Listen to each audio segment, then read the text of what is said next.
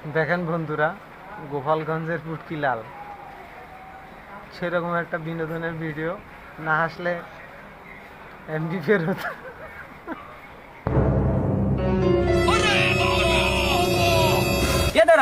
এত তাড়াতাড়ি আগে আগে কোনে যাস? আর বলবে না দাদা, গোপালগঞ্জ যাচ্ছি। সে বুঝলাম, তো তোর করে পিছনে সালা বাতা কে? আর বলবে না দাদা, গতবার একবার গিয়েছিলাম, আর্মি দাদারা বাইরে পিছন লাল করে দিয়েছিল। এই তারিখে সালা মালা বেঁধে যাচ্ছি। হ্যাঁ ভালো করছিস, সেফটি ফার্স্ট। কিন্তু তোর করে পিছন ফুলা ফুলা লাগে কে? আর বলবেন না দাদা, গতবারের ফুলাটা এখনো রয়ে গেছে, বুঝতে পারলেন কিনা? যাই হোক, তো গোপালগঞ্জ চিনিস তো? চিনি চিনি, আপনাকেও তো চিনাতে হবে না, আমরা এখন আছি।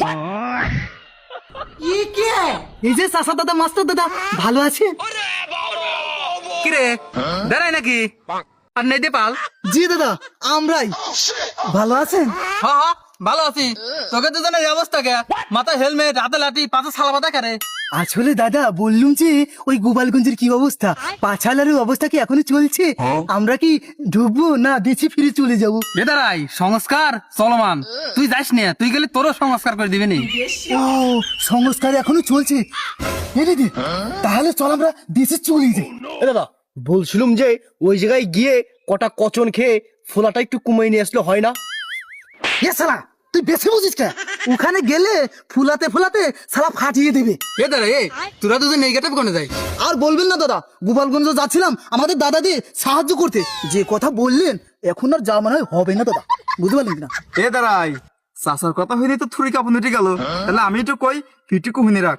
মনে করছে একে তো জায়গা পুরা কারফিউ জারি করে দিছে, তার উপর এখন ওইটা লালার পাশাপাশি স্ক্যাম করে দিচ্ছে, বুঝছিস? সুতরাং সাবধানে আসিস। ওরে দাদা রে, ওরে বাবা রে, আসলে দাদা এ কাম করতেছে কেন? এরম করতেছে কি জন্য বুঝতেছিস না? ওরা দেশটাকে অস্থিতিশীল করবে চাচ্ছে, মেলা ধৈর্য পরীক্ষা দিচ্ছে তারা।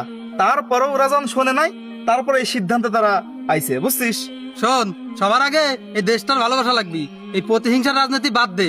এই প্রতিহিংসার রাজনীতি বাদ দিয়া কিভাবে দেশটা আগে নিয়ে যায় ওই চিন্তা কর, বুঝছিস?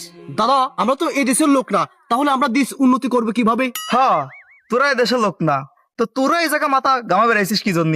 আমাকে দেশ আমাকে মিলিমিশে উন্নতি করবে দে, বুঝছিস? হ্যাঁ তাই তো, আমরা এসেছি কেন দেশে? আসলে দাদা ভাবলেও এটা চেটে ফুটে খেয়ে যাই, তা তো আর খেতে পারলুম না, কি আর করা যাবে? যাই হোক, আমরা এখন আছি। চল এমনি দাদা, এ যাত্রা মনে হয় পিছনটা বেঁচে গেল। ঠিকই বলছেন,